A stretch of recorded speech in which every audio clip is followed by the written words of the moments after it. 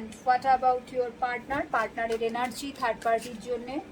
পার্টনারের energy third পার্টির জন্য চলো দেখে নিচ্ছি আজকে কি আছে পার্টনারের এনার্জি।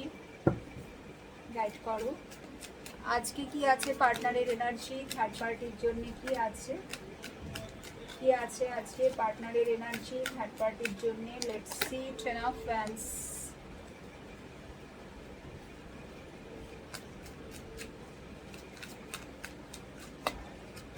Six of pentacles.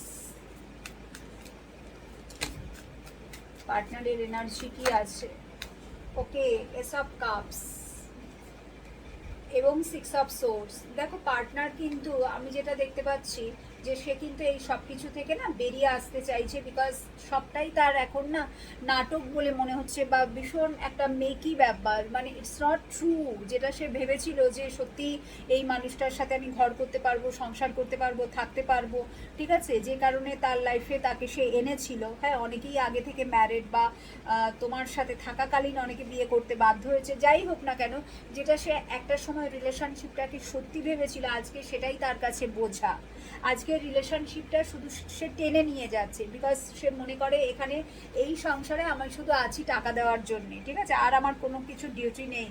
মানে আমি শুধু সবার জন্য ডিউটি নেই, মানে সবার জন্য ডিউটিই করে যাচ্ছি, আর আমার কিছু করার নেই।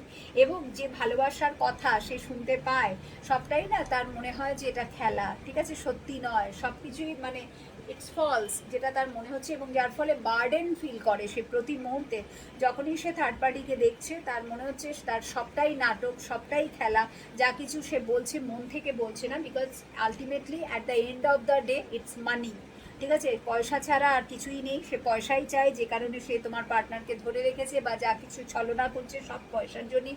সো সে চাইছে সেখান থেকে বেরিয়ে আসতে, যতটা সম্ভব নিজেকে দূরে সরিয়ে রাখতে চায়। ডিস্টেন্স মানে বাড়িতে থাকলে বাড়ির বাইরেই বেশিক্ষণ থাকা বা দূরে সরে থাকা, ঠিক আছে, নিজেকে একদম তার থেকে দূরে করে রাখা। এবং কেন সে সেখানে রয়েছে, এখানে কিন্তু চাইল্ডের ইনভলভমেন্ট আছে, আমি যেটা একটা দেখতে পাচ্ছি, অবশ্যই চাইল্ড আছে, ঠিক আছে, অবশ্যই বাচ্চা রয়েছে। এবং দেখতেই পাচ্ছ সেখানে এসেছিল, এর আগেই আমরা দেখেছি যে থার্ড পার্টি কিন্তু ভালোবাসা চায়। সো এখানে কুইন অফ কাপস এসে গেছে।